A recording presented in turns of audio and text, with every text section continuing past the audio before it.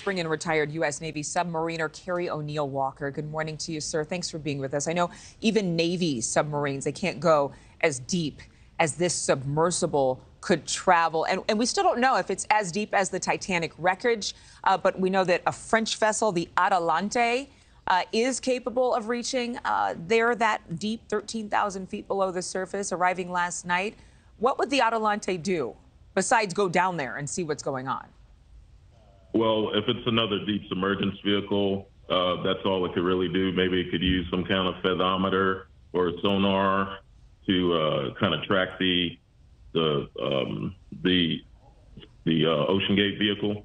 But I would say that's the best hope right now, is to get other deep submergence vehicles with specialized equipment to go down there. And I'm not sure how fast they can rally that kind of stuff up, but it seems like they're making a good effort right now. But we imagine seeing this, submarine go down, and then people can't swim at that depth, so you can't send divers to examine it. You would think, is there some type of robotic arm that extends from the Atalante that would be able to somehow maybe unhinge it from debris that had trapped it, or get it to lift up again? But this is a heavy piece of equipment. Yeah, they have hundreds of deep submergence vehicles around the world that are rated to go to depths anywhere from 12,000 to 20,000 feet. That would be the best bet, but you got to understand it's pitch black down there. There's absolutely no light, so they would have to come with sufficient light and detection equipment in order to locate the vehicle by whatever means possible. If they're down there, I would recommend that they tap in regular patterns on the hull regularly, like in a kind of rhythmic pattern, so that way we can, people can tell where they're coming from. We want to keep optimistic about all of this, but clearly, even if they detect this submersible, there may be no way to reach those men. So how can the Coast Guard still call it a rescue mission?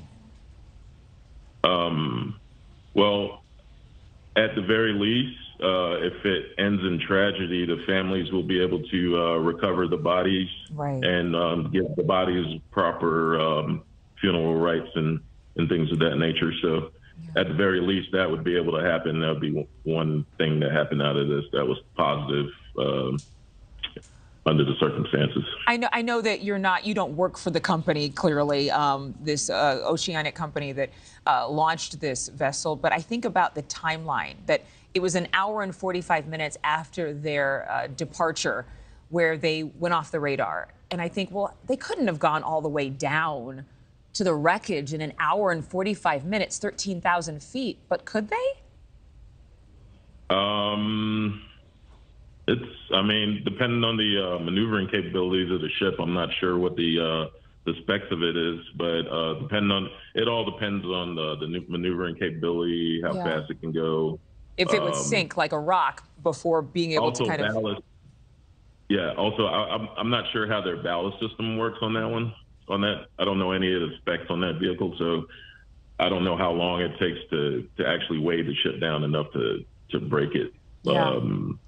It may take hours. I have no clue. Yeah, and I think I'm just kind of trying to speculate, like perhaps it's not far down. Maybe it's not as far deep as the Titanic wreckage. Maybe it got caught on debris somewhere on the way. So there's different anomalies that occur in the ocean. One's called set and drift. So set is the direction that the current is taking you off of your intended course, and drift is how far it took you. So they could be, depending on the currents, if they didn't get all the way down, they could be floating out there anywhere now. It's true. I hate to say it. No, but no, you make a good point. Yeah, you make it. Yeah, that's why the search area is so large. Yeah. Oh my gosh, Caret O'Neil Walker, thanks for making time for us this morning. We appreciate it. Thank you for watching. Go to newsnationnow.com to find NewsNation on your television provider. And don't forget to click the red subscribe button below to get more of NewsNation's fact-driven, unbiased coverage.